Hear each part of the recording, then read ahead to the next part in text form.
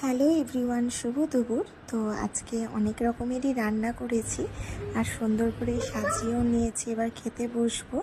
আর আজকের রান্নাতে কি কি ছিল সেটাও তোমাদের সাথে শেয়ার করব। তো ফার্স্টেই আমি করলা সেদ্ধ দিয়ে খেয়ে নিচ্ছি, আর তারপরে এটা পাটের শাক রসুন দিয়ে করেছিলাম।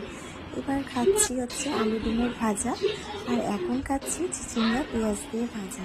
আর এইদিকে হচ্ছে রায়খোর মাছের পোস্ত, শুধু পোস্ত দিয়েই করেছি, কাঁচা লঙ্কা চিড়ে। রায়খোর মাছ কার কার খেতে ভালো লাগে? আমার ভালো লাগে।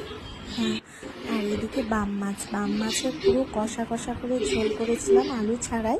আর বাম মাছ খেতে তো আমার খুবই ভালো লাগে খেতে, ভীষণ পছন্দ করি আমি বাম মাছ খেতে। আর এইদিকে ইলিশ মাছ তো সবারই প্রিয়, আমারও ভীষণ ভালো লাগে খেতে। আর এদিকে ডিমও ছিল মাছটাতে, তো ডিমটা আমি আগেই খেয়ে নিয়েছি। আর আজকে আমি মিউজিক দিয়ে ভিডিওটি দিলাম না, আমার একটু ফেসবুক থেকে প্রবলেম হচ্ছে, সেই জন্য। তো আমি আজকে আমার ভয়েস দিয়ে ভিডিওটি দিলাম। আর ভিডিওটি ভালো লাগলে অবশ্যই লাইক করে দিও। আর কার কার মাছ খেতে ভালো লাগে সেটাও অবশ্যই কমেন্ট বক্সে কমেন্ট করে যেও। আর আমার তো ভীষণ ভালো লাগে মাছ, মাংস, ডিম তিনটেই আমি ভীষণ ভালোবাসি। তো সবার দিনটা আজকে খুব ভালো কাটুক। Bye bye.